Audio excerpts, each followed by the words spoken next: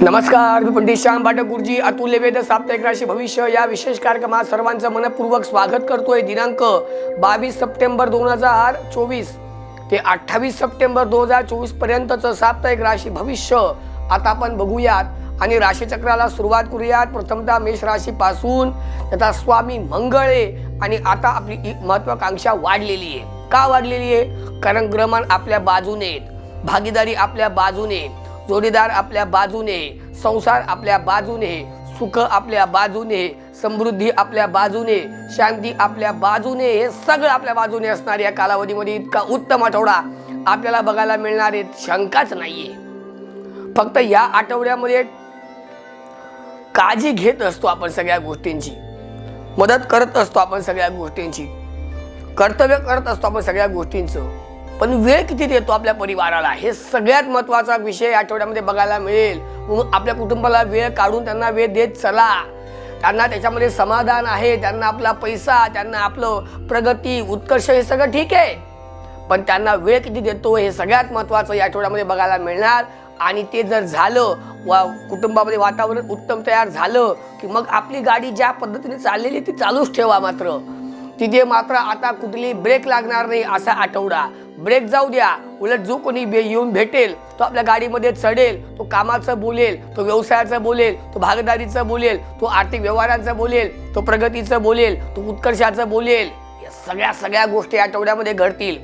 नोकरीसाठी संधी उपलब्ध होतील, व्यवसायासाठी काही मार्ग उपलब्ध होतील, अशा स्वरूपाचा एक कालावधी आहे। मग काय होईल आठवड्यामध्ये? प्रवास घडतील, बर्फट होईल, धावपळ होईल, या सगळ्या गोष्टी जर झाल्यात आठवड्यामध्ये तर हा कालावधी आपल्यासाठी अनुकूल, उत्तम, मनासारखा जाणार यात काही शंका नाहीये। फक्त आपली उपासना चालू ठेवा आणि उपासना करायची गणपतीची। पुढे आहे वृषभ राशी। वृषभ राशीला मात्र सगळे दिवस सारखे नसतात, काहीतरी दिवस अडचणीचे असतात, त्रासाचे असतात, मनस्तापाचे असतात, दुःखाचे असतात, दगाफटक्याचे असतात, पण त्याच्यातून आपल्याला वाचता आलं पाहिजे, ते टाळता आलं पाहिजे। आपला मार्ग सोडता कामा नये, आपला प्रगतीचा मार्ग जो धरलाय तो मात्र त्याच लाईनने पुढे जायचंय। हे जर झालं या आठवड्यामध्ये तर हा कालावधी सुद्धा उत्तम जाणार आहे। मग तर आपण सलग 15 दिवस इतके उत्तम चाललेले आहेत। मग 15 दिवस, मग 1 महिना, मग 1.5 महिना, मग 2 महिने, मग 6 महिने, सगळा कालावधी उत्तम चाललेला आहे। का? कारण गुरु महाराज आपल्या राशीतून भ्रमण करतायत। का? कारण शनी महाराज आपल्या बाजूने उभे आहेत। मग 2 मातब्बर ग्रहांचं बळ आपल्या पाठीशी असताना कसली आली चिंता, कसला आला मनस्ताप, कसला असं दुःख काही नाही। फक्त आपल्यासाठी मात्र या सगळ्या गोष्टी ज्या आहेत त्या प्राप्त करून घेता आल्या पाहिजेत। त्यासाठी आपलं योगदान फार महत्त्वाचं आहे, आपलं मन प्रसन्न होणं महत्त्वाचं आहे। एखाद्या गोष्टीने आपण दुःखात न जाता पुन्हा उभारी घेतली पाहिजे, मग पुन्हा जोश उभा असला पाहिजे। या सगळ्या गोष्टी जर आठवड्यामध्ये झाल्यात तर मग हा आठवडा आपल्यासाठी अत्यंत महत्त्वाचा ठरेल। उलट आपल्या बोलण्यावर, आपल्या कृतीवर, आपल्या स्वभावावर आपण ताबा, नियंत्रण ठेवलं गेलं पाहिजे आणि उपासना केली गेली पाहिजे सूर्याची। पुढे आहे मिथुन राशी। मिथुन राशीला सुरुवात कशी आहे? अर्धा लाभ आहे आणि अर्धा खर्च आहे। कसं करणार, कसा बॅलन्स तयार करता येईल आपल्या आठवड्यामध्ये? मग जो कालावधी आपल्यासाठी आहे, जो सेव्हिंगचा आहे, जो प्रगतीचा आहे, जो आर्थिक व्यवहाराचा आहे, जो देवाणघेवाणीचा आहे, जो बैठकांचा आहे, जो आपल्याला अवॉर्ड मिळण्याचा आहे, जो शेअर मार्केटमध्ये पैसा गुंतवण्याचा आहे किंवा तिथून प्राप्त करून घेण्याचा आहे, तो कालावधी आपल्या बाजूचा असेल, त्याचा लाभ करून घ्या। तिकडे मात्र बसून राहू नका। जिकडे अडचणी आहेत, जिकडे त्रास आहेत, जिकडे खड्डा पडलेला आहे, जिकडे दुःख असणारे, जिकडे त्रास असणारे, जिकडे चिंता असणारे, जिकडे काळजी असणारे, तिकडे मात्र जाणं टाळा। मग अशी कुठली ठिकाणं आहेत की जिकडे आपण गेल्यानंतर सगळ्या घटना घडतील? कोर्ट कचेरी असेल, पोलीस स्टेशन असेल, दवाखाना असेल, मध्यस्थी असेल, या सगळ्या ठिकाणी मात्र या घटना घडतील। मग म्हणूनच आपल्या कामावर लक्ष, आपल्या भागीदारीवर लक्ष, आपल्या देवाणघेवाणीवर लक्ष, आपल्या जोडीदारावर लक्ष, ते त्या ठिकाणी वेळ देता आला पाहिजे, प्रेम देता आलं पाहिजे। या सगळ्या गोष्टी जर या आठवड्यामध्ये घडल्यात ना तर हा कालावधी आपल्याकडे शिखराचा असेल आणि उत्तम करणारा असेल। भले गुरु आपल्याला 8वा 12वा जरी असलात तरी आपली मात्र उपासना आपण सोडायची नाही, जी आपण मागच्या वेळेला गुरुची केली होती या वेळेला मात्र बदलायची, या वेळेला मात्र उमामहेश्वरांची करायची। पुढे आहे कर्क राशी। कर्क राशीला आपल्याला काय म्हणता येईल? कर्क राशीला हे म्हणता येईल की ज्या त्रासामध्ये आपण अडकलो होतो तिथं आता आपण एका योग्य रस्त्यावरती येऊन उभे आहोत। हाच मार्ग आहे जिकडे आपल्याला जायचं आहे, जिकडे आपल्याला कामाची संधी उपलब्ध होणार आहे, जिकडे आपल्याला आपल्या वरिष्ठ अधिकारी खुश असणार आहेत, जिकडे आपल्या हाताखालची मंडळी काम करणार आहे, जिकडे मनासारखं काम करणार आहे, जिकडे कामाचा लोड असणार आहे, जे आपल्याला हवं आहे, जे आपल्याला अपेक्षित आहे ते सगळं या आठवड्यामध्ये घडणार आहे। याच कालावधीमध्ये आपल्या संधी सहज चालू येणार आहे, याच कालावधीमध्ये लाभ देखील होणार आहेत, याच कालावधीमध्ये बढती बदलीचे योग येणार आहेत, याच कालावधीमध्ये प्रमोशन होणार आहे, याच कालावधीमध्ये आर्थिक लाभाचे संकेत देखील आपल्याला बघायला मिळणार आहेत। हे सगळं ह्याच कालावधीमध्ये आपल्याला बघायला मिळेल, दुरून सुद्धा शंका नाही। राजकीय क्षेत्र असेल, सामाजिक क्षेत्र असेल, सांस्कृतिक क्षेत्रामध्ये काम करणाऱ्या मंडळींसाठी हा कालावधी कभी खुशी कभी गम असणार आहे। का? कारण एका बाजूला आपल्याला उत्तम बघायला मिळालं आणि एका बाजूला भांडणं सुरू झाली, एका बाजूला त्रास सुरू झाला, एका बाजूला खर्च सुरू झाली, एका बाजूला मनस्ताप सुरू झाला आणि या सगळ्याचा परिणाम मात्र आपल्या मनावर झाला। मानसिक अस्वास्थ्य बिघडण्याचा कालावधी देखील आपल्या शेवटी बघायला मिळू शकतो, याची मात्र आठवण राहू द्या। कर्क राशीला उपासना करायची या आठवड्यामध्ये सूर्यनारायणाची। पुढे आहे सिंह राशी। सिंह राशीला सुरुवातच मात्र या आठवड्यामध्ये गर्जनेने होणार आहे।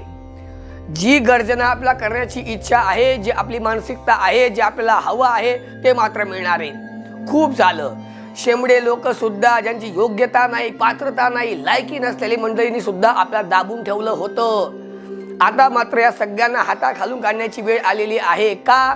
कारण भाग्योदय झालेला आहे। का? भाग्याचे दार उघडलेले आहेत। का? प्रदेश गमनाची योग्यता आहे। का? व्यवसायामध्ये संधी सुरू होणार आहे। का?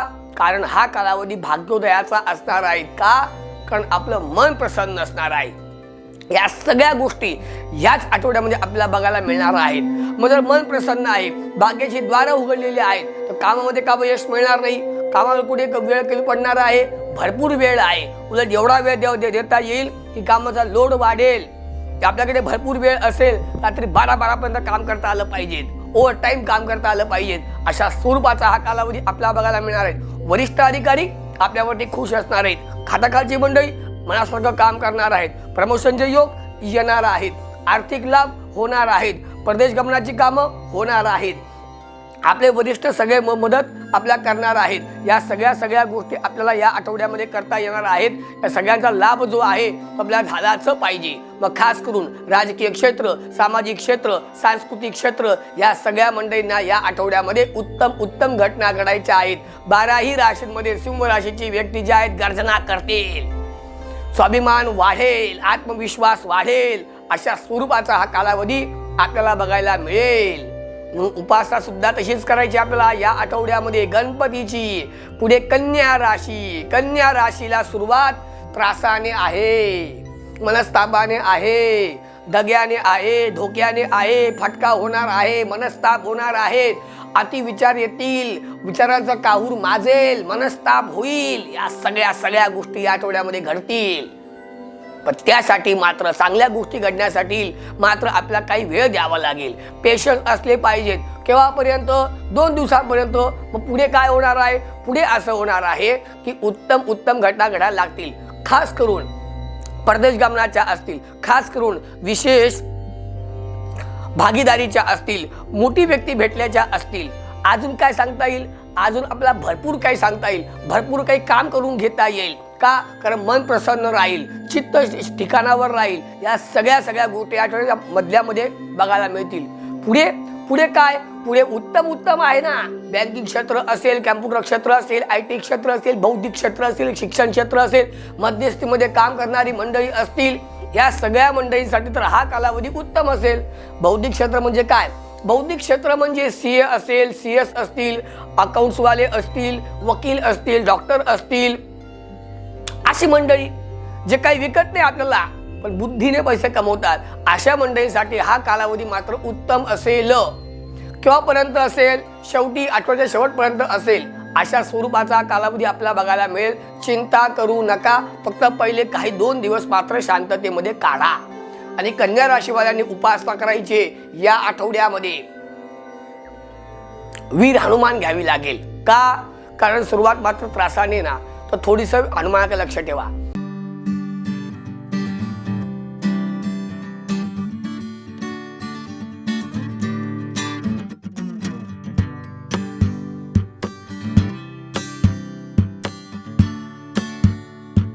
पुढे आहे तुळ राशी.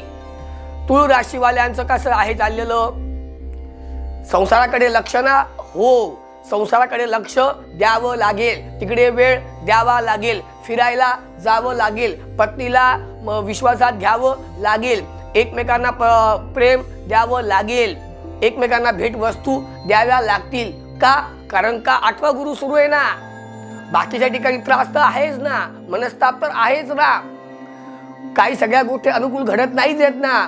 पण निदान पत्नीची साथ तरी आपल्या पाठीशी आहे, पतीची साथ आपल्या पाठीशी आहेत.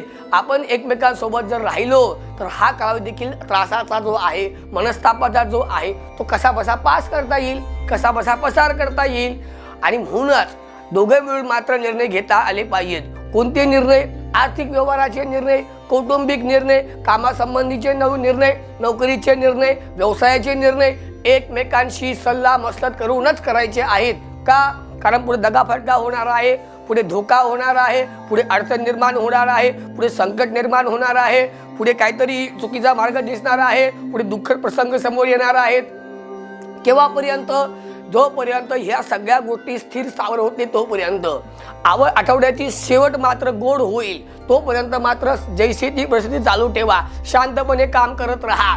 पुढे मात्र उत्तम आहे. पुढे कामावर लक्ष ठेवा, पुढे भागीदारीवर लक्ष येईल, पुढे व्यवसायामध्ये एक प्रकारचं चांगल्या घटना घडायला लागतील, मन प्रसन्न व्हायला सुरुवात होईल आणि या सगळ्या गोष्टी शेवटी घडतील आणि अनुकूल घडतील, उत्तम घडतील.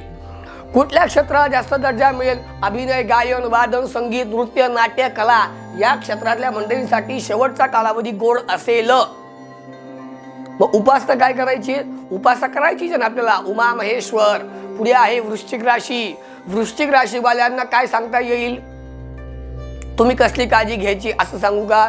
तुम्हाला काळजी घ्यायची आहे आरोग्याची, तुम्हाला काळजी घ्यायची आहे स्पर्धकांची, तुम्हाला काळजी घ्यायची आहे वित्तशत्रूंची, गुप्तशत्रूंची आणि आप्तशत्रूंची. का?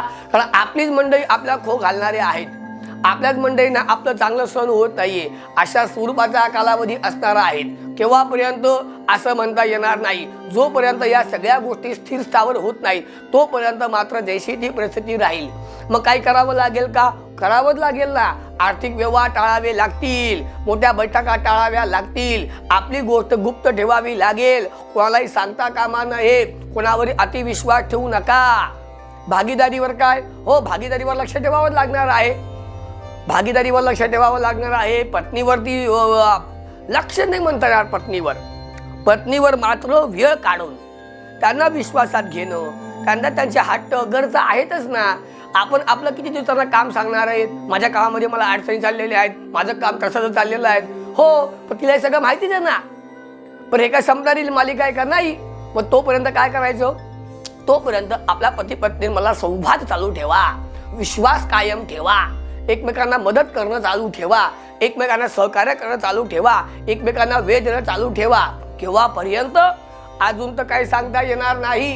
कारण हा कालावधी आपल्यासाठी मुळीच नाहीये. हा कालावधी आपल्यासाठी शांततेसाठी असणार आहे. आता आपल्याला कोणताही मोठा विचार करायचा नाहीये. आपल्याला आता सध्या शांतपणे काम करायचं आहे. आजकाल तर आता परिस्थिती अशी आहे की आपण किती सरळ मार्गाने जरी गेलो तरी आपले रस्ते कापणारे भरपूर आहेत. डंक मारणार, किती डंक मारा, काहीही फरक पडणार नाही.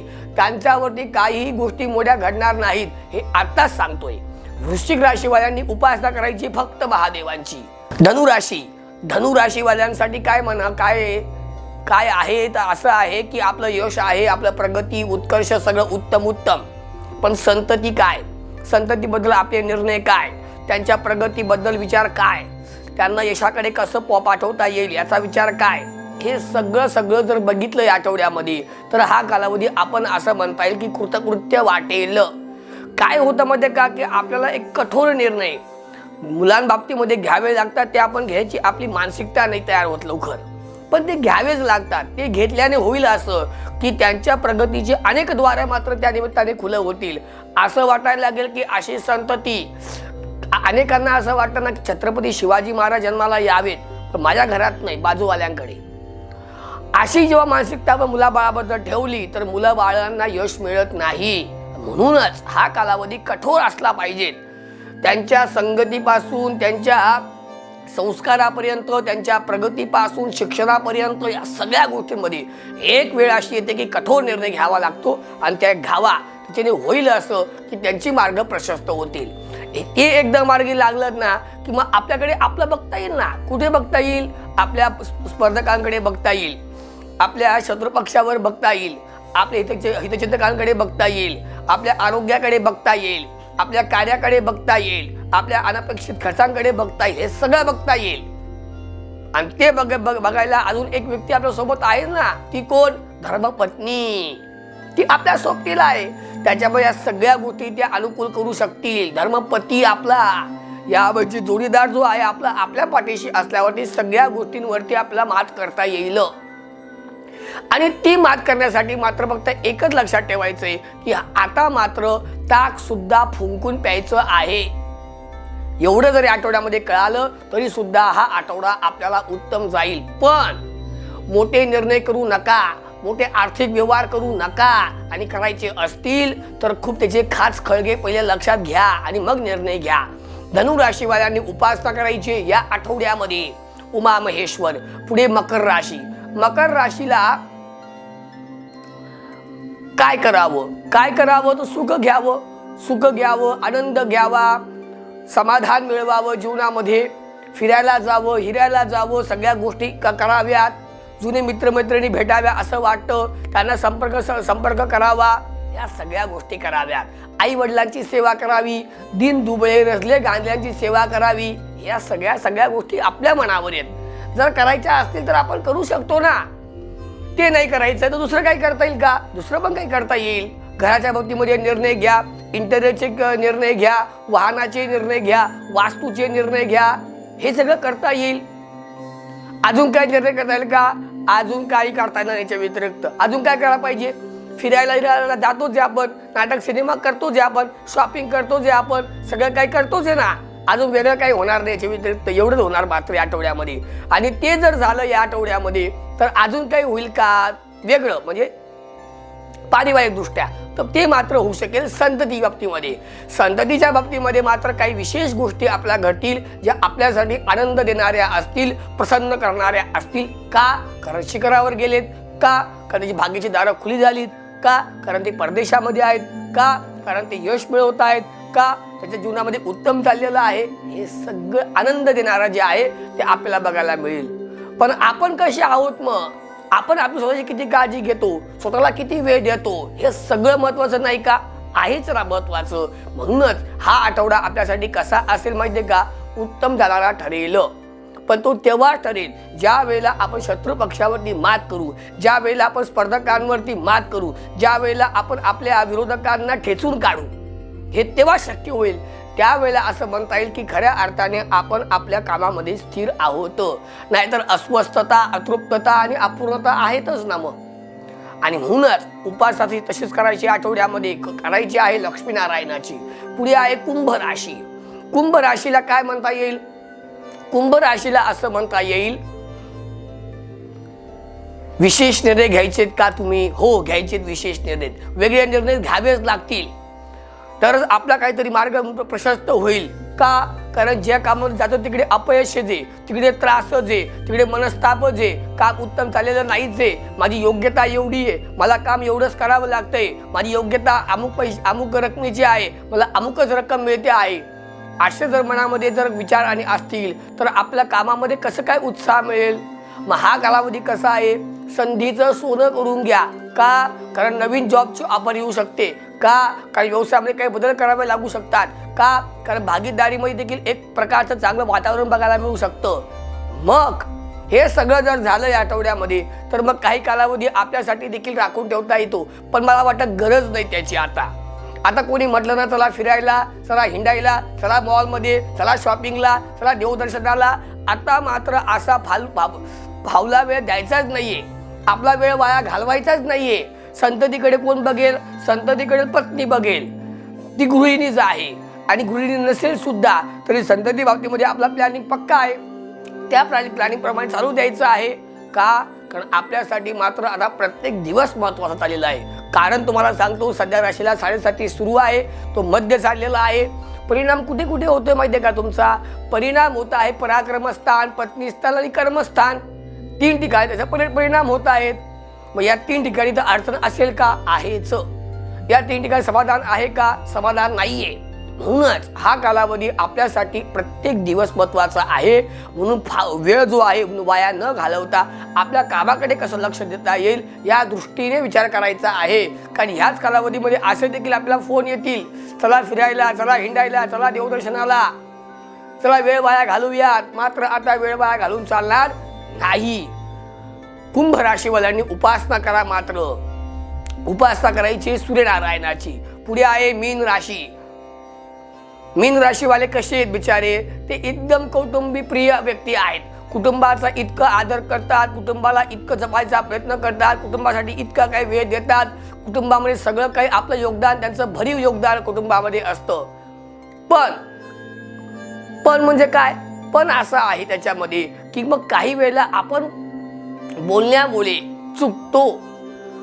आणि बोलण्याने काय होतं माहितीये का? तुमच्या मनात जरी नसलं तरी समोरचा दुखावतो, तो दुरावतो, तो तुटतो, तो दूर जातो.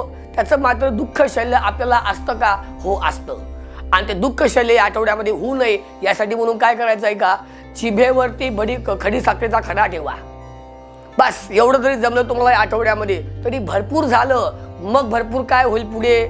मग असं होईल की तुमच्या कामामध्ये मग मात्र उत्तम घटना घडतील. कुठल्या स्वरूपाच्या असतील त्या स्वरूपाच्या अशा असतील त्या आपल्या क्षेत्रावर अवलंबलेल्या असतील. मग आपलं बँकिंग क्षेत्र असेल, कॅम्प्युटर क्षेत्र असेल, IT क्षेत्र असेल, सॉफ्टवेअर क्षेत्र असेल, इंजिनिअरिंग क्षेत्र असेल, या सगळ्या मंडळींना हा कालावधी सुवर्ण संधी, सुवर्ण लाभ, परदेश गमनाची कामं, त्या दृष्टीने काही निर्णय आणि छोटे मोठे प्रवास, मान सन्मान, पदप्रतिष्ठा, इतकं आनंदाचं आपल्याला बघायला मिळेल. हा कालावधी म्हणजेच काय? हा कालावधी पारिवारिक आहे, हा कालावधी कौटुंबिक आहे, हा कालावधी कामाचा आहे, हा कालावधी पराक्रमाचा आहे आणि हा कालावधी सुखावणारा आहे. सुख आपल्यावरती आहे, ते आपण ठरवा आणि त्याप्रमाणे तुम्ही घ्या. प्रत्येकाने आपापली सुखाची संकल्पना भिन्न भिन्न ठेवा.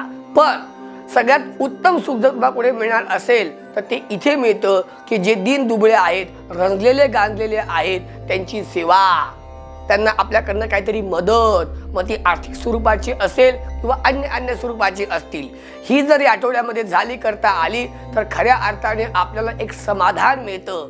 कारण ते दुःखात येत ना, त्यांना ज्या वेळेला आपण सुख देणार त्यावेळेला आपलं दुःख सुद्धा कमी होणार. का? त्यांचा आशीर्वाद, त्यांची दुवा आपल्या कामी येईल ना.